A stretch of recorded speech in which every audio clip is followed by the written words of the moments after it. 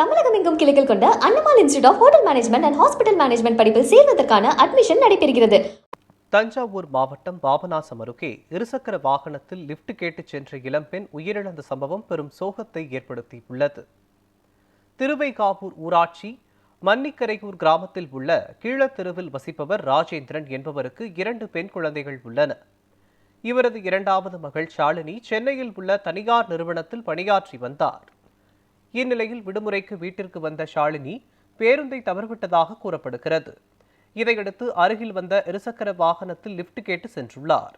அப்பொழுது திருவைகாவூர் நோக்கி வந்த தனியார் பள்ளி வேன் எதிர்பாராத விதமாக மோட்டார் சைக்கிள் மீது மோதியது. இதில் கீழே விழுந்த ஷாலினி தலையில் பலத்த அடிபட்டு சம்பவ இடத்திலேயே பரிதாபமாக உயிரிழந்தார்.